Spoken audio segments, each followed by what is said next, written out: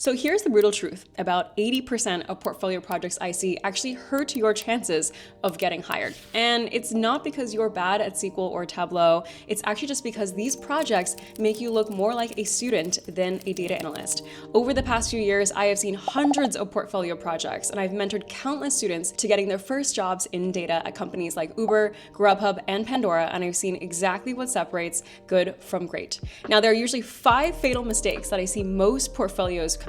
So today I want to share what those fatal mistakes are, and then I'm going to give you brutally honest feedback on your portfolio projects and grade these portfolio projects on 3 main aspects that hiring managers are looking for: business relevance, analytical rigor, and professional polish. So by the end of this video, you'll know exactly where you stand. If you're new here, I'm Christine. I'm a former data director and a hiring manager who now helps people take the most direct path to working a job in data. And on this channel, I share the strategies, frameworks, and the mindset tips to help you stand out. Let's dive in. So I'm going to order these mistakes from least to most fatal, so you know which ones are the most important ones to prioritize. Now, the first one is creating a fancy portfolio website. Don't get me wrong, nice aesthetics and design is great, but hiring managers are never coming to your portfolio and thinking, whoa, this color palette is so beautiful, we should hire them to analyze our data. They more so want to see what kinds of insights you can bring to their team on day one. Now, many people will spend weeks building a beautiful portfolio website, figuring out the animations, the color scheme, and the fonts, when actually it would be much more effective to use that time to find some real-world opportunities through volunteering or practicing and learning something like data storytelling. So instead of building a fancy website, just use good old GitHub to host your projects, and make sure to link directly to your best projects README in your resume, your cover letter, and your LinkedIn profile, so that your best work is just one click away. Hiring managers don't want to scroll through 5 different tabs of About Me and see all the certifications you've done. We want to be brought to your analytical skill set right away. Now, the second mistake is overcompensating by focusing more on quantity than quality. I have seen portfolios with 5, 6, even 7 projects that are all half-baked or overly technical, or just don't make you look like an actual data analyst. Having more projects does not make you look more impressive. It just makes you look unfocused. So instead, you want to make sure that you go deep on 1 or 2 analytics-focused projects. So this means that they should be centered around business metrics and representative data. They should be focused on executive questions and showcase your ability to use analytical frameworks as well as data best practices. And 90% of your write-up should be about your insights and your impact. Now, I call this the READY framework, which I talk about more in my portfolio playbook series, so check that out afterwards. One of my students, Danielle, had done a fancy Kaggle project that had gone nowhere. And when she reframed this project around marketing metrics and ROI, she was able to build a portfolio that looked much more impressive. And she ended up landing a job as a data analyst at JL just a few weeks later. So just remember that if your portfolio looks like homework, it's going to be graded like homework. Now, a lot of people actually tank their portfolios by mixing roles. They have one project on machine learning, another project on a data pipeline, and then another one on a Tableau dashboard. And all this says to a hiring manager is, I'm not really sure what I want to be. So before you start on a new project, make sure to be intentional about the kinds of roles that you're applying to. And remember that data scientists build models, data engineers build pipelines, and data analysts extract insights. So your project titles should actually sound like analyst work. For example, Spotify retention analysis, or e-commerce sales trends, or marketing ROI and budget analysis. You should stay away from titles like machine learning in Python, or ETL data pipeline for sales data, or statistical analysis and prediction model for churn. Those scream data science or data engineering. So make sure to reference real business metrics, industry names, company names in the titles of your projects, so that it's very clear that you're focused on data analyst roles. Now, number 4 is brutal, and it's one of the most common and fatal mistakes I see. About 70% of projects I see end with code as the final deliverable. Now, picture this. Let's say you work with a sales manager at work, and they've asked you to do some analysis on last month's sales performance. And you come to the next meeting with a 100-line SQL query. Now, that's not analysis, and they're going to wonder what the heck they should actually do with this query. Now, you should be gearing your portfolio projects to a non-technical stakeholder, because this shows the real work and insights you will be delivering at work. So this means that your project should focus on 3 main things: insights, recommendations, and visualizations that help with storytelling. So your GitHub repo can still show your code, your data, and your technical documentation, but you should separate this just into the files in the repository and leave the README to be the front page that shows the story of your findings. This means that you should think of each project as 2 different layers. There's the files that house all the technical stuff, and then there's there's a write-up that shows the work that you would actually be delivering on the job as an analyst. This means that if someone wants to dive into your technical work, they can, but they immediately see the kind of value that you bring as an analyst first. And finally, the worst mistake of all, the passion project that nobody asked for. These are projects that are grounded in personal interests rather than the actual data and metrics that you would see at an actual company. So if you're doing analysis on Dungeons and Dragons data, or you downloaded your Spotify Wrapped and are analyzing the trends in your own songs over the last few years, then that's not showing me that you know how to do analysis. It's just showing me that you have a hobby. So you can definitely use public data sets, but just make sure that your projects are framed around a company context. So instead of doing analysis like SQL queries on Dungeons and Dragons stats, it should be something like video game retailer sales analysis. Or instead of writing SQL queries on the outcomes of the US Open, see if you can do analysis on ticketing platform sales. So something that is related to your personal interests, but still is very easily applicable to a wide variety of different industries. Now that one shift from personal to professional framing is going to instantly change how recruiters perceive your portfolio. So just remember that your portfolio should sound like work that a company would actually have you do. By the way, if you want me to guide you through this process step by step and help you become a standout data analyst in 4 months or less, then check out my mentorship program below because spots have just opened for the next cohort. So now that we've gotten the biggest mistakes out of the way, let's actually look at what this looks like in practice. I just want to say thank you to everyone who submitted a portfolio. I had almost 100 portfolio submissions, so I just tried to pick a representative sample of the ones that I thought everyone could learn the most from. So we're going to start from the portfolios that missed the mark, and then we're going to move to the ones that are decent, and then we'll talk about the ones that are standout and why. I'm going to judge each of these portfolios on 3 main aspects. So business relevance, does it look at metrics and data and insights that are relevant to companies? Analytical rigor, so how much analytical thinking and technical rigor is behind the project, and professional polish. Does it look clean? Is it sleek? Is it something you would actually hand to a stakeholder? By the end, you'll know exactly where your portfolio stands and what you should fix next. Okay, so this first portfolio is by Shika, and I'm just gonna go through it from the perspective of a hiring manager. So right away, this is what your GitHub looks like, and I can see that the titles of the repository already, they don't really look that professional. This should be cleaned up and named more like how you would title an actual project at work. So for example, remote work health impact analysis, don't say SQL project, don't say Tableau project. These are projects that you have done for stakeholders at a company. That's the kind of framing that you should take. So I'm gonna look at one of these projects now and see how this comes across. So remote work health impact analysis. This project analyzes the impact of remote work on employee well-being using a fictional survey data set for the year 2025.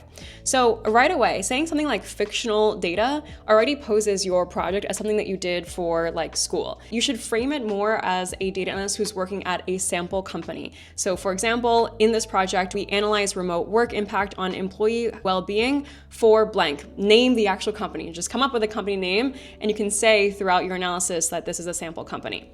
Okay, so I have project highlights, data set used, key metrics and analysis, SQL skills demonstrated, business outcome, files included, and tools used. Right away, this as a cover page is just not doing you any favors. It needs to be about 1.5 pages to 2 pages long of insights, findings, visualizations, and recommendations. So right away, I would get rid of SQL skills demonstrated, and I would also get rid of tools used. Those are things that we can very obviously see just from what's in the file list itself. And so this needs to be built out way, way, way more. So for key metrics and analysis, for example, burnout scores by work arrangement and job roles, mental health distribution by region and remote work setup, work hours and work-life balance across age groups, and common physical health issues by industry.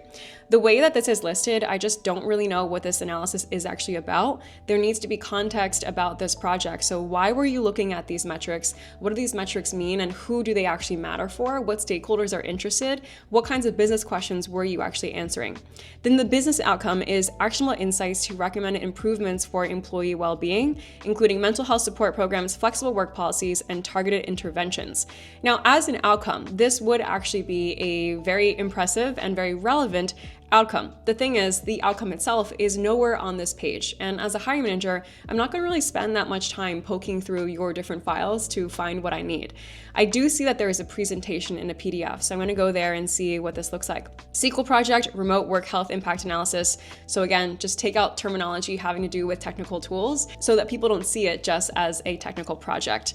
Now we have a project overview, and then the output itself of the analysis is just SQL queries. So again, this is going to be counting against you because it shows that your work as an analyst is mostly just focused around select star statements, which these days AI can write very easily. So in any kind of presentation, for example, you should be focusing a lot more on visualizations and findings, and you should screenshot the presentations and actually put your best slides in the README. Don't leave that there for someone else to discover. Then if I poke into, let's say, another project, so HR Analytics Employee Attrition Analysis Tableau project. Super long name, but I do like that I can already see that Shika's experience and domain knowledge is centered around HR analytics, people operations, people analysis. So that's super relevant to an HR or operations team. So one thing for you, Shika, is to actually frame most of your projects around this domain if this is something where you have experience, because this will stand out in the job hunt if you're applying to HR operations or people operations teams. And then HR analytics. So this project explores the key factors driving employee attrition using HR analytics data. The project highlights our focused analysis and building a Tableau dashboard, key metrics and analysis, Tableau skills demonstrated, and business outcome. And again, this is just really lacking in what did you actually find.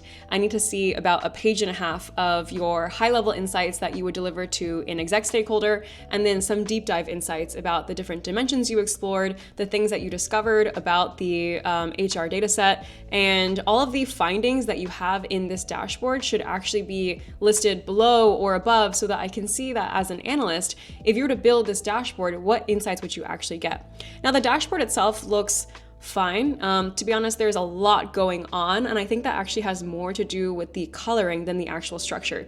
I think the dashboard itself is decently well organized. You can see that we have our main KPIs, so our North Star KPIs here, and all of these metrics make sense. So employee count, attrition rate, active employees, and average age. I will say this dashboard is missing a really important dimension of time, like what time period is this actually about?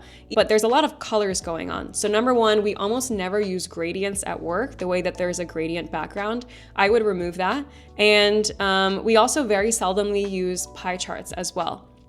Because pie charts lack the element of time, they usually aren't that insightful. You could kind of, looking at this pie chart, you'll see that if this were to change over time, we wouldn't know if that's better or worse than what it used to be because there's no comparison.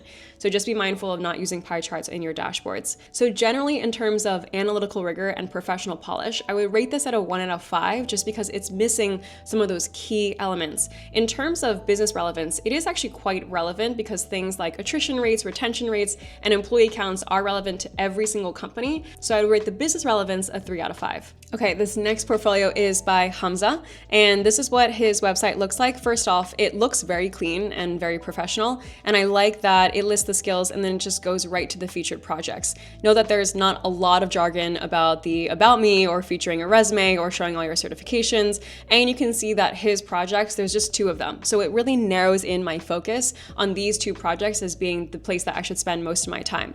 Now the 2 projects is like Investment Performance Monitor and Karachi Weather Forecast Dashboard. Let me just dive in actually before I share my thoughts on the relevance of a weather forecast dashboard. So the Investment Performance Monitor, you can see that there's 2 links, right? Explore project and view on GitHub. I would say that this is a little bit too much just by splitting it into a write-up in the personal website and then also having a write-up in GitHub. If I actually open these pages, I can see that they could be consolidated. So I recommend just having one main page that has all of your write-up and then the technical documentation somewhere else, and just link directly to the GitHub. So you don't need to have a separate page where you talk about the project in the actual website. Just link directly to the GitHub so that everyone has to click on this one main area where they can see your analysis and they can see the technical documentation up top. Okay, so the project itself, project overview, key features, architecture, database schema, future improvements, tech stack, screenshots, and then Apache, Airflow, DAGs, and installation and requirements. Now, you guys might already know a little bit of what I'm gonna say. My main feedback here is just that this doesn't suit a data analyst job, like at all.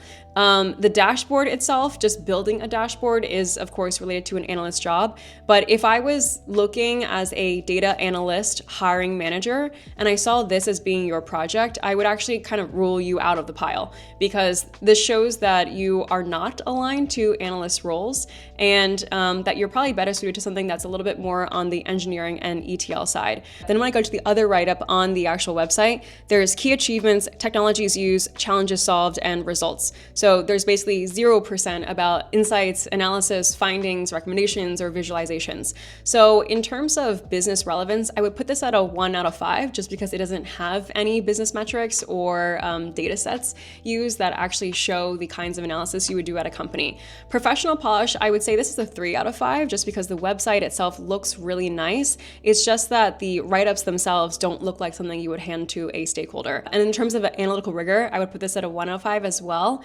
because there is technical rigor on the ETL and pipeline side, but there's not actually analysis. There are no analytical frameworks or insights being delivered. So my main feedback to you, Hamza, is to just make sure that if you're applying to data analyst roles, look at the kinds of stakeholders, business metrics, and outputs and deliverables that those roles are actually looking for, and make sure that your projects are focused on that kind of domain. Or consider, if you're actually looking for something more of an engineering job, then you should be making sure that you're applying to those kinds of roles with this portfolio instead. Next up is Wendy's portfolio, which is hosted on Notion. I like the simplicity of this portfolio because there's not a lot of fancy things going on, and it's pretty easy to stand up a web page in Notion. So if you do want to host your projects and make you look a little bit nicer than what's in GitHub, then you can do something like what Wendy did here, where it's a gallery view in Notion and then it's just published as a public page. But again, I don't really recommend you necessarily making a separate page. You can just host things directly on GitHub and make sure that you just have your most impactful 2 projects there. So speaking of 2 projects, right away, one of the biggest I would say faults of Wendy's portfolio is just that there's too many projects. So there's koala conservation, used car prediction, customer segmentation. And again, you can see that a lot of these are actually geared towards data science roles, because they're tagged with things like Python, machine learning, and statistics. So it's kind of spreading her across a bunch of different domains and a bunch of different roles as well. So if you're applying to a data analyst role, then this wouldn't really stand out. The other thing is that on first glance, I can already see that a lot of these are not that business relevant, especially the first project. So the first project that you put should be your most business relevant, most impressive, most analytically rigorous project. But this is on koala conservation. And so unless you're only applying to roles that are centered around organizations or nonprofits that care about animal sustainability and longevity and conservation, then this project is not going to be that relevant to a hiring manager. Okay, so let's dive into this project and just look at it as an example. So we have table of contents and everything is broken down here. The what, so there's overview, my role, objective, data set. The how, exploratory data analysis, data visualization, analysis, and then it has a bunch of different questions and drop downs here. And then finally, the recommendation section at the bottom. So overall, this looks quite polished. The main thing is obviously, because it's on koala conservation, it's just not going to be that relevant across domains. But let's actually look at how Wendy framed this project. So koalas are an iconic yet vulnerable species facing threats from habitat destruction, climate change, and disease. So as a data analyst for koala conservation research, my responsibility is to analyze a data set that tracks the physical and biological attributes of koalas. And then we go into the analysis here. And so in the exploratory data analysis, now, number one, if we were to reverse engineer the kinds of business metrics that you should be focusing on, like koala attributes, it's going to be not relevant at all, right? So something more relevant could have been something like let's see, maybe fundraising metrics for these kinds of conservation efforts, if you can find data on that. So the exploratory data analysis is kind of taking someone through the journey of what Wendy did and then showing the output. So for example, this part will mainly focus on understanding data set, handle missing and misspelled values. For example, I use matplotlib to create histograms for each numeric value. Now, right away, this is framed more so as, hey, this is the technical stuff I did. I'm just going to show you that I can do this technical stuff. Again, this should be framed a lot more on what did you actually discover about the koalas, if we're going to stick to that as the data set. So don't narrate the technical things that you're doing by saying, I'm going to use matplotlib. Think about whether or not you would actually say this to a stakeholder. They probably wouldn't be asking you, hey, what library in Python did you use? They would probably be asking you, what did you end up finding about the different attributes, and why does that actually matter to me? When stakeholders ask us to do analysis, they usually aren't saying, here's question 1, here's question 2, here's question 3. It's usually along the lines of, this is something I want to generally understand, and then it's on you as the analyst to break it down into bite-sized, understandable chunks. But we wouldn't really list a question and then list an answer. This is, again, something that looks a little bit more like what you did in a school environment. So is the mean head length of the koala significantly different? For example, answer, method summary, result, and explanation. This shouldn't be as technical. It should just say the answer and also what that actually means in the context of the actual analysis. And then the recommendation section at the bottom. Now, I really like this table view. This is the first time I've seen a table view of this main insight and the recommendations that follow that. I think that's a really good idea. And I like the way that it's formatted so that someone can really easily see, this is the headline of the recommendation and this is the insight that it comes from. But right now, these are very general. They're not really based on any metrics or any numbers that you saw above. So for example, focus on maintaining and enhancing key habitats in Victoria that support koala growth. That seems like a recommendation that didn't really need the analysis above, right? There's no numbers that actually follow directly from this insight. Something more insightful would be like, how much budget would you allocate to one area over another? Or generally, how many koalas do you think that you could save if you were able to focus on this one region in Victoria? Now, one thing I'll say is that your project should show the diversity of your skill rather than showing the same skills over and over again. Like this analysis that shows the Python visualizations and the Python code, again, it is showing me that you have the same skills over and over again. So I know that you know pandas, I know that you know NumPy, I know that you know matplotlib, but we don't need like 7 or 8 projects to show us that, right? So this is a good example of a project that is mixing the technical level with the insights. So you can see that Wendy is showing code and pie charts and the actual insight instead, but never show code as the main thing in that final write-up. This should instead not say pie charts are used to check distribution of categorical variables. It should say the insight about the categorical variable, show the pie chart that is most relevant, and then write out the insight so that the stakeholder is on the same page as you. And then the technical code should just be kept in the IPython notebook that is in a file that's linked in your repository so that someone can check the code if they want to, but they probably won't. They're probably just going to be skimming your analysis and saying, okay, what did you actually find about customer segmentation for this travel agency? So my main feedback to you, Wendy, is to just pick your 2 most company relevant projects, remove all the technical stuff from this first page cover, keep that just in the GitHub repository, and then focus way more on deep diving into insights, findings, and recommendations, and make sure to actually include business metrics and values in your insights and recommendations so that we can see the kinds of things that you would deliver to a stakeholder that follows from your analysis, rather than keeping the recommendations very generic and high level that someone would be able to tell without actually doing that analysis in the first place. So in terms of business relevance, overall, I would give this a 1.5 to 2 out of 5 because some of them are more company relevant. Professional polish, the work itself actually looks quite polished, but the technical stuff is just not something you would give to a stakeholder. So I would say a 2 out of 5 there. And then the analytical rigor. The rigor of the analysis itself right now is just focused on creating these kinds of visualizations, but there isn't a lot of analysis and deep diving into the insights. And so I would give a 1.5 or 2 out of 5 out of there as well. So overall, the current framing of those projects just don't make a hiring manager really confident in your ability to work as a data analyst. So make sure to reframe those projects, make sure that they're really aligned to analyst work, and reformat it to look like something that you would give to a stakeholder. So now let's step it up and look at the kinds of projects that hiring managers and recruiters would open and think, okay, this person looks like they could do the job. All right, so first we have this website by Albert, Data-Driven Real Estate Insights Beyond ROI. It's a bit of an interesting headline. I'm not really actually sure what that means. I think that this is better off just simplifying some of the stuff that's on this page. So right now we have a headline, we have a bio, we have a logo, we have another language, my services, professional summary, tools and technologies used, another about, and then let's talk, and these 3 different links.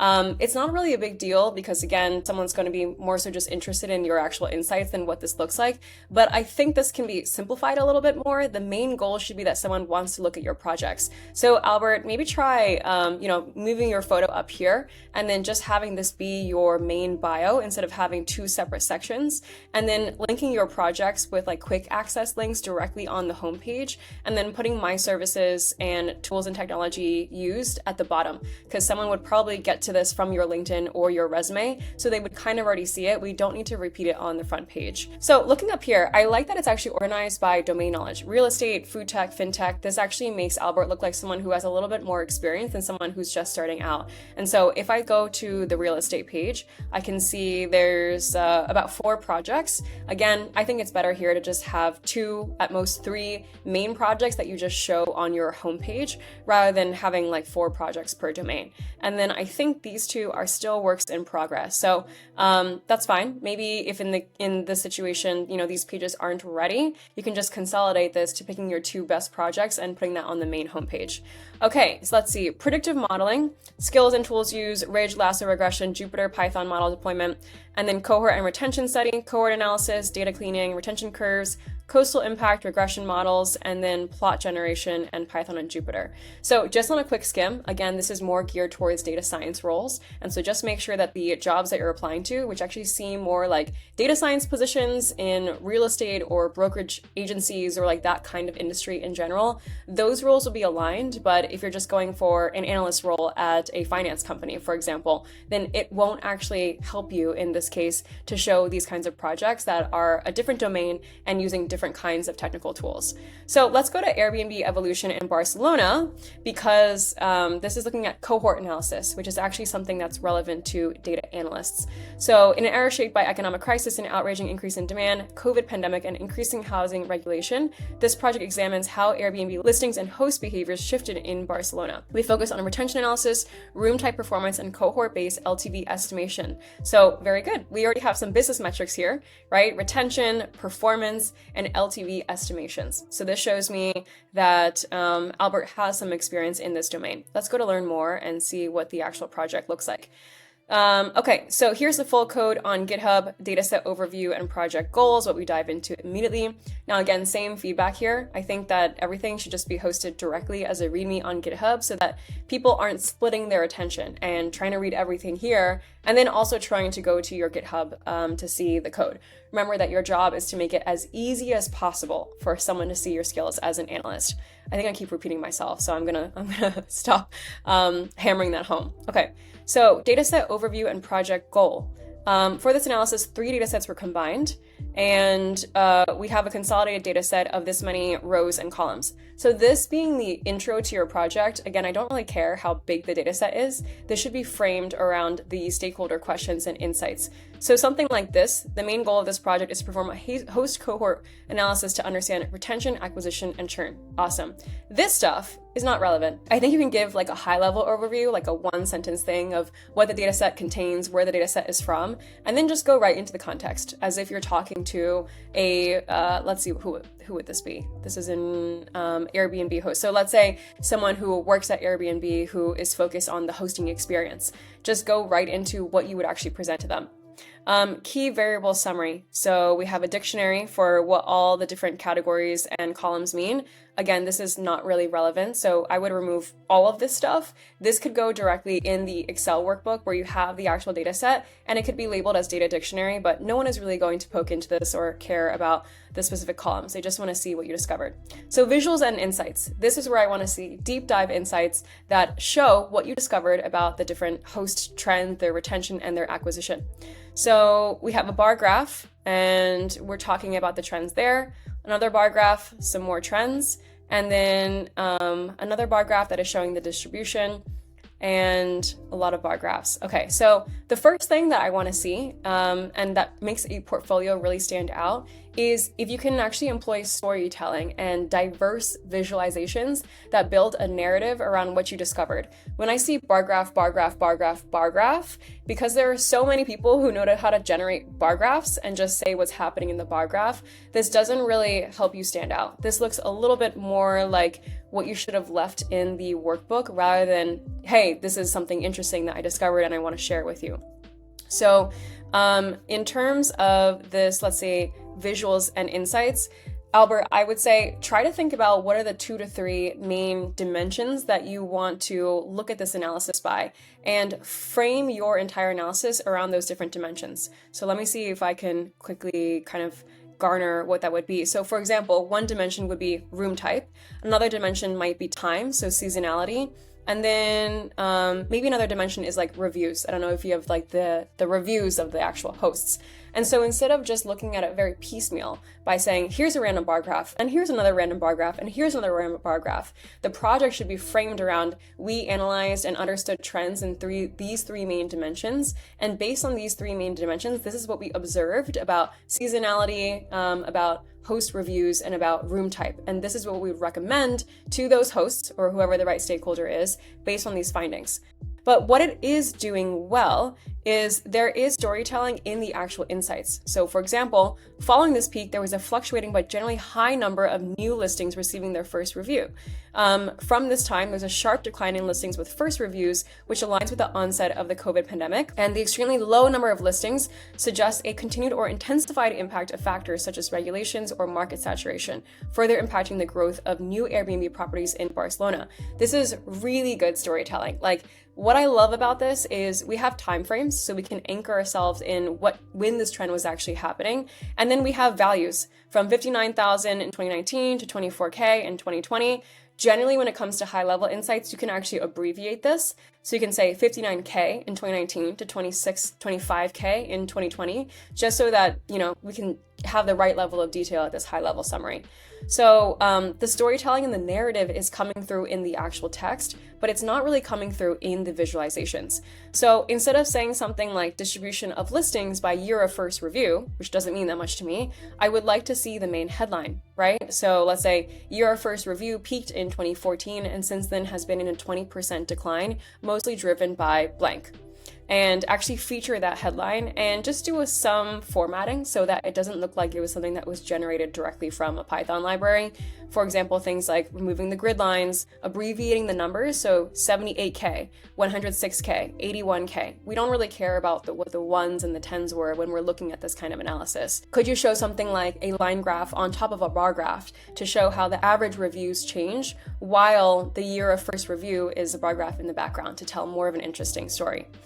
Okay, now let's go to cohorts. So what is a cohort? Median host lifetime value by registration cohort.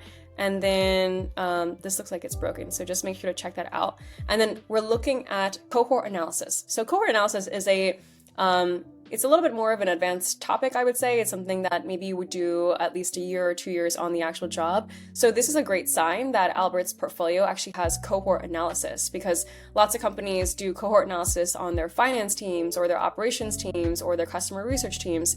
And it's basically this concept of taking one group of people and following them through a period of time and seeing how they evolve.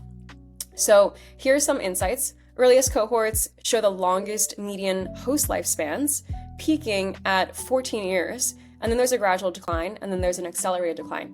So this is, again, very good storytelling here, where we have this main headline here, and it's kind of like the news flash, the main thing that you need to know. And then after that, we have some specific insights that show the numbers. So this is the right level of detail to show in a portfolio project, where you can imagine that I'm someone, let's say a customer success manager who works with hosts on Airbnb, and these are the insights that I would share directly with the hosts. So if we're looking at my scroll bar over here, you can see that about 50 or 40% of the first page was like technical stuff, and it was a lot of bar graphs. it would be much more effective if this was consolidated, like way consolidated, and you focused on the most interesting insights right away. The visualizations themselves can be made smaller so that someone doesn't have to scroll through so much to see the work that you did. So the insights should generally be about, like, let's say 60% of your write-up. Recommendations can be like 40% of your write-up. So make sure that this is really elaborated on and that you make it clear why you made these recommendations by tying it back to the insights. So overall, in terms of business relevance, I would put this at a 4 out of 5 or 5 out of 5, especially if you're geared towards real estate jobs, because cohort analysis and the data sets that you used are very company relevant.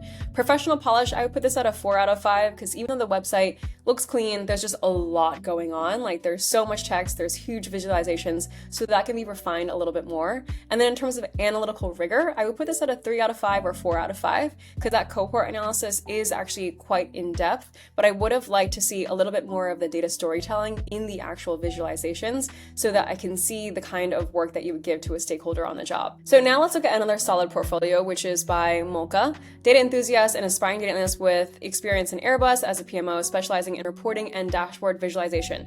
Now, one of the biggest tips for you guys is to remove the language of aspiring. Do not frame yourself as someone who is an aspiring or a wannabe data analyst.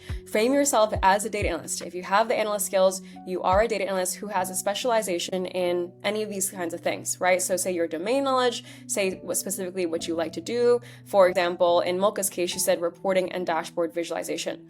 I like to have a little bit more personality if I'm ever including a bio in my GitHub or my resume. So you could say something like with a penchant for creative visualization, right? Or with an ability to empathize with stakeholders, something that's a little bit more unique than just reporting and dashboard visualization.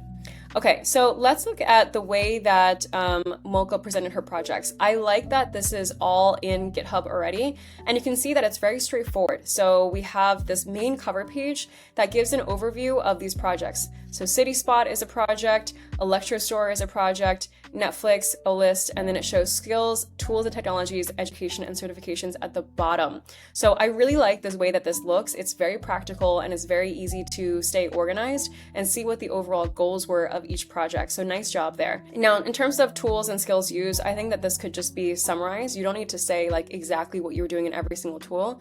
Python, Excel, Power Query, Power BI again, because mostly someone's going to be focusing on your actual insights. So let's look at this first project, which is CitySpot. It's a data analysis project developed as part of my portfolio as a junior data analyst. Again, don't frame it as, hey, I built this project just for my portfolio. Frame it as, the goal of CitySpot is to help individuals. This is what I was doing at CitySpot, and here's my analysis. So take out that first sentence. The project goal, the data set, the description of the actual columns, there's just a lot of stuff going on here. This does not need to be in here, as I said before. So remove that, put that in Excel, and then get right down to data exploration, data cleaning, and the summary. So in terms of data exploration and data cleaning steps, you will almost never really be presenting these steps to a stakeholder. So all of this stuff should also be put in the background in the actual files themselves. You can, have maybe 2 sentences explaining what you did in the exploration and the cleaning, just like summarizing it. But if I elaborate on all of these different toggles, like this is just way too much technical stuff here. So exploratory data analysis. Now we're looking at univariate analysis, bivariate analysis, and multivariate analysis.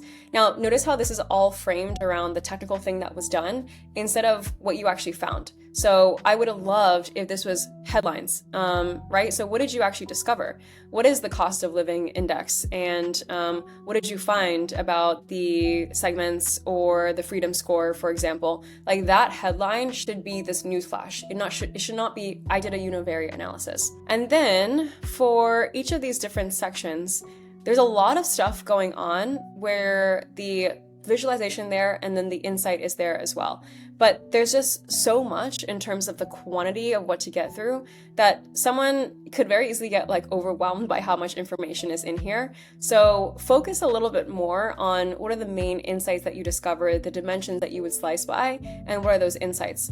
Tie this all together. What does this mean? Why would someone care, right? So that would be maybe something more like cost of living is highly related to quality of life.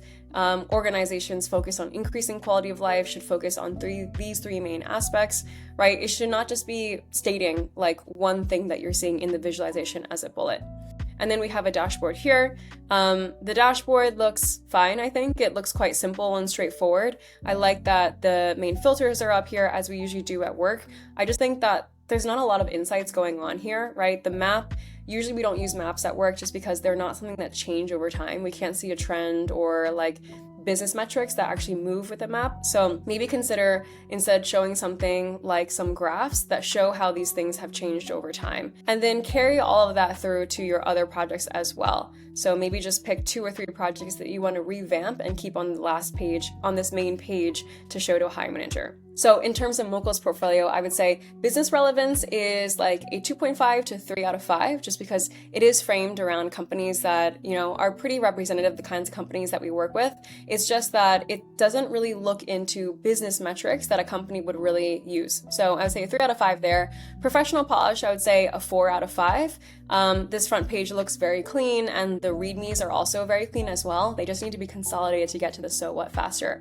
And then in terms of analytical rigor, I would say 4 out of 5 as well, because the analysis and the exploration, it shows that you clearly know how to do data exploration and data cleaning, but I want to see a little bit more depth and detail in your insights and your recommendations. Okay, so now let's go to Divya's portfolio, and this is one of the best personal websites I've seen as far as it comes to portfolio projects.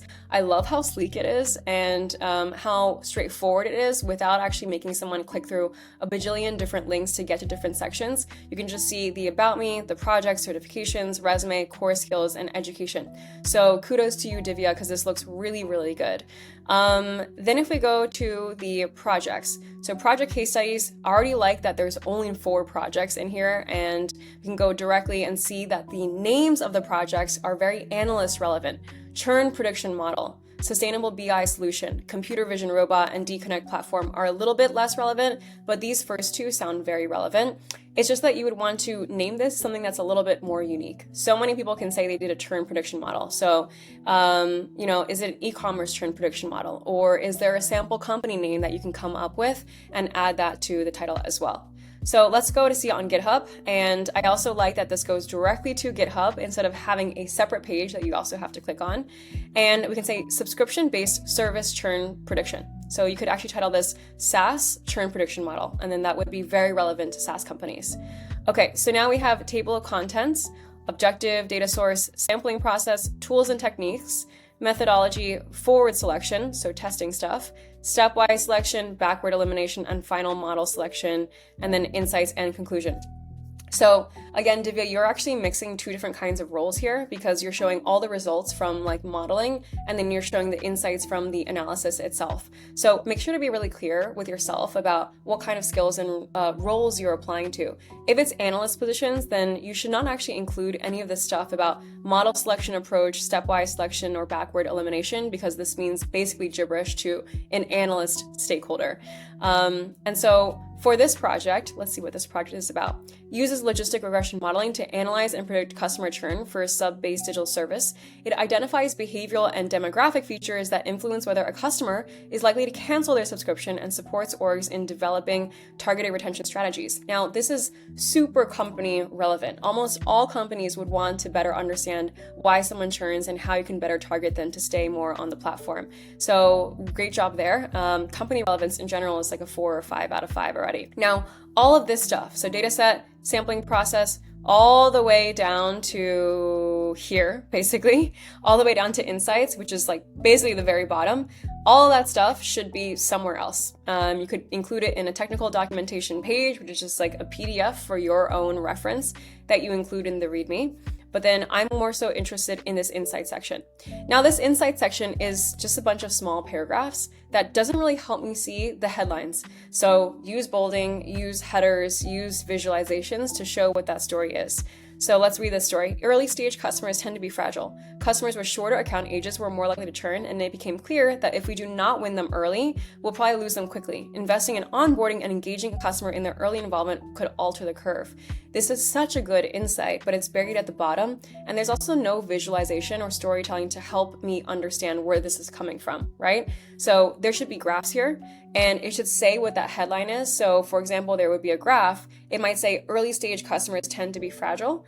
And then at the bottom, there would be a caption that actually includes some metrics and numbers. So when you say shorter account ages that were shorter by how much?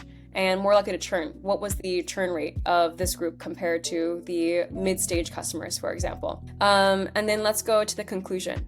So it shows that churn is not an attribute influenced by one factor. It's influenced by customer behaviors. Focus on retention with the first month through onboarding and individualized nudges. So this is actually more of a recommendation section. So reframe this as recommendations and make it clear that your recommendations come from the insights above by referencing them. So for example, when you're saying focus on retention within the first month, right, parentheses, based on seeing early adopters turn with X% more than adopters that have activity in their first month. Something like that. I kind of butchered the wording there, but you know what I mean. So yeah, that's my main insight here. Let's go back to the other projects. Sustainable BI solution. So this already is way more fleshed out than the first project. So great job there. I can see that there's a lot more of the actual insights. There's some headlines here and there's some recommendations. The thing is, this project is a little bit disorganized because it has things like huge visualization and then paragraph, another visualization, and then like paragraph, insight number 2. So we need to just organize this a little bit so that it's a bit more digestible. You don't need to show the graph over and over again. Just have the insights and people will be able to understand that it comes from that dashboard. So Divya, for you, in terms of business relevance, I would say 4 out of 5 or 5 out of 5, just because the metrics in general are very business relevant. It just needs a little bit of consolidation and refinement to make it stakeholder ready. And same with professional polish. So that's around like a 4 out of 5. If you're able to just make this shorter and focus a lot more on the insights and the technical stuff, then that will really step it up. And then analytical rigor, so actually building this dashboard and looking at the insights and also bringing in a little bit of your domain knowledge. I'd say that you've done a pretty good job there. This seems like a pretty deep dive analysis, so I'd give you a 4 out of 5 there as well. So these projects show genuine potential as a data analyst, and with a little bit more refinement and storytelling, they can really boost a hiring manager's confidence in you as a data analyst. Finally, saving the best for last, let's now dive into 2 standout projects that are strategic and rich with insights and actionable findings. These are exactly the kinds of projects that if I saw as a hiring manager, I would think immediately that this person is worth an interview. So this project is actually by one of my students who just landed a data specialist job at EBM. And we're gonna look at what he did in his portfolio project. So e-commerce performance report, he actually created a logo for it and then carried these company colors all throughout the project, which we're going to see in a little bit. We have client background. So TechSphere is a US-based e-commerce company that sells popular consumer electronics and accessories to a global clientele. Established in 2018, the company has grown and expanded. The book of business is approaching 88,000 customers and possesses over 100 8K transactions, generating sales revenue exceeding $28 million. Reporting to the head of operations, an in-depth analysis was conducted to evaluate the performance over the past several years. The key insights and recommendations focus on the following areas. Boom, right into the North Star metrics, and all of this is framed as if you were an analyst actually working at this company. So North Star metrics, we have sales trends, product performance, loyalty program and evaluation, and regional results. So we're looking at key metrics of revenue, orders placed, and AOV, different product lines, market impact, and refund rates. Loyalty program and evaluation is looking at the effectiveness of the loyalty program and recommendations to maximize customer engagement, and evaluating regional demand and product performance. Now, all of these aspects are things that would be relevant to basically any SaaS company, any tech company, any company selling a physical product, or an e-commerce company. And you can see how a hiring manager looking at this would immediately see this person has a lot of domain knowledge in some of the same metrics that we look at. Executive summary. And so we see revenue growth and peak performance, declining trend in 2022, quarterly insights and seasonal trends, and key takeaways and recommendations. So this exec summary is excellent. It's basically a 45-second or a 1-minute overview of the entire analysis that you could hand directly to a VP and say, hey, this is what I found, and this is what I think is most important for you to pay attention to. So the visualization itself is very sleek. You can see that he was really intentional about removing things like grid lines, even getting rid of a Y-axis, which is a bit of a creative decision because he just wanted to show the overall trend and and the high level numbers, right? And so sales revenue analysis, I think this actually could have been adjusted to an actual headline. So something like sales revenue peaked in January of 2020, mostly driven by blank. And since then it's decreased to normalized levels after the pandemic or something like that. Okay, so now moving on to the rest of the analysis. Data structure and ERD. This helps us get a sense of the kind of data that you're working with. And I can already see at a high level, the data set is relevant to all the kinds of data that we see at the companies that I mentioned before. And we don't really dive into what the definitions are. We leave that for the actual Excel workbook. So this is a really nice ERD that also suits the colors of the overall analysis. Insights deep dive. So now you can see the Insights deep dive is organized by a few main dimensions. So we see sales trend, and then we see product performance, and then we see loyalty program learnings, refund rates, and regional results. Already, this is already really organized, and it helps me see, okay, these are the main 4 or 5 dimensions that you considered that I should pay attention to. The visualizations themselves are also really diverse. So I have a line graph with these kind of average values here that is really sleek. There's no grid lines, there's no unnecessary axes or unnecessary numbers. Even things like rounding to $1.3 million tells me that you know how to speak to executives. And then we have a bar graph here that shows sales growth versus AOV growth. So I can see the actual absolute dollars, and then I can also see the month over month or month over year change in a percentage. Then we have a line graph as a series that shows how these sales trends actually differed by product. And then at the bottom, I have a bar graph, a heat map, and then a line graph showing AOV by loyalty status and number of orders by loyalty status. So already Jonathan's portfolio stands out from most of the portfolios that I've seen submitted because of how diverse his visualizations are and how clean and polished they look. Now let's look at some of his actual insights. So sales revenue, there's a sharp decline in Q4 2022, a major sales anomaly, post-pandemic sales normalization during 2020 to 2022, and declining growth throughout 2022. And you can see that he's reporting the actual observations from his visualization above while having a headline that makes it really clear what the main so what is. Average order value, order count, and then looking at product performance. So already, just from the insights and like how long each of these bullets are, I can see that his sales trends analysis is very in-depth. And a lot of this is just storytelling. It's actually observing what the visualization is saying and then bringing an actual narrative to it by putting it down on paper in an understandable way. For example, Q4, historical low indicating critical demand issues. So this suggests customer retention, pricing, or product market fit issues. TechSphere may need to re-strategize through marketing promotions or change in pricing. Now, this actually shows a lot of analytical rigor as an analyst who's integrated on a team because he's mentioning stakeholder names. These are not insights that he's just gathering because he wants to do it for fun. They're insights and findings that would be helpful to someone else, and he makes that very clear by mentioning these teams throughout the analysis. Okay, so product performance, the best and worst, AOV over time, and heat map findings. The way this is organized is also just very structured by having this 3-column view. Instead of having a block of text and paragraph after paragraph after paragraph, I can see immediately, okay, if I wanted to see the top and the worst performing products, this is what it looks like. If I wanted to see how the expensive or non-expensiveness of the products change over time, then it's over here. Okay, so then I'm just going to scroll all the way down to the bottom. And I also just want to point out this graph right here, regional results. So it's a graph that shows how for every single region, their sales revenue changed from 2019, the green dot, to 2022, the yellow dot. Now, this is a bit of a unique visualization. I've never really seen a graph like this before. I actually don't even know what it's really called.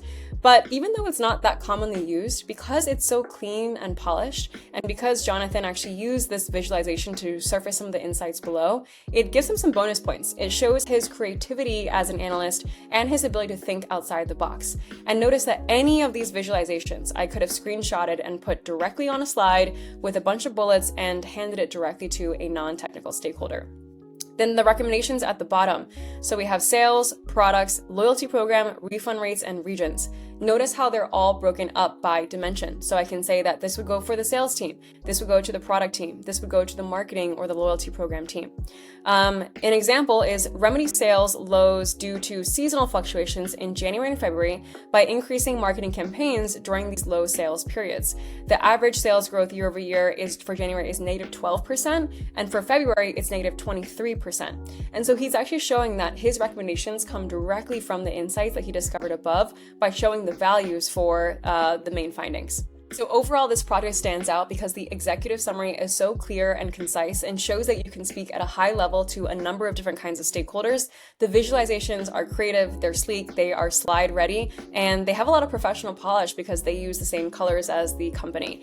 And then the analytical rigor also stands out because the insights themselves are geared directly to a stakeholder, and they also list the actual business metrics and have values throughout that tie it back to the findings. So overall, on all three dimensions, on analytical rigor, professional polish, and business relevance, I would say 5 out of 5 for this entire project. And it's also no wonder that Jonathan was able to get a job as a data specialist just a few weeks after this project. And then this standout project is from Reshma. Now, Reshma is someone who is a little bit more experienced, so I also wanted to show this project for people who are going for roles that use a bit more domain knowledge, and also as a North Star for those of you guys who are just starting out on your data journey to see what you could eventually get to after you've been working in the industry. So data analyst with 3+ years of experience and master's in business analytics from UMass Amherst, featured projects, and then skills and tools and certifications. Now notice that Reshma actually has more experience than many of the projects that we looked at, but her portfolio page is much shorter, right? So that kind of just shows you that the more experience that you have, the more you can let your projects do the talking for you instead of needing to create a really fancy website. Because again, this is just a published page on Notion. So I like that skills and tools and certifications are at the bottom. And then it just has a quick note on how to get in contact with Reshma. So very clean. And the certifications themselves, I just want to mention this. These certifications are for certifications that are not very generic, right? It's not the Google Data Analytics certification or the IBM certification. It's actually about a specific tool that is a little bit more advanced. So that's why it's great that it's actually on this page. Now let's look at the projects. So highlights of key projects where I analyzed large health insurance data sets, developed data visualizations to track business performance, and created stakeholder presentations to deliver actionable business insights. So this already positions Reshma really well for any kind of healthcare roles, and this would stand out for those kinds of positions. Might not be as relevant to other roles. So let's actually dive in. Medicare Part D cost concentration analysis. Again, very company relevant role.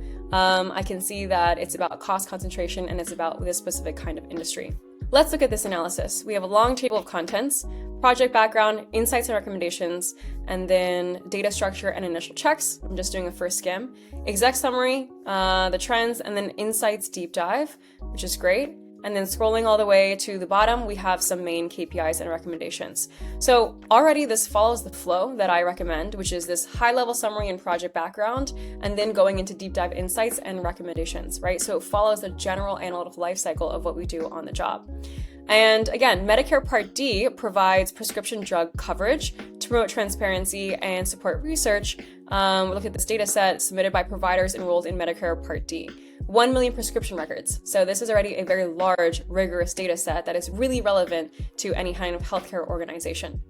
Insights and recommendations are provided on the following key areas. So cost concentration analysis, price differential analysis, provider targeting strategy, performance tracking framework.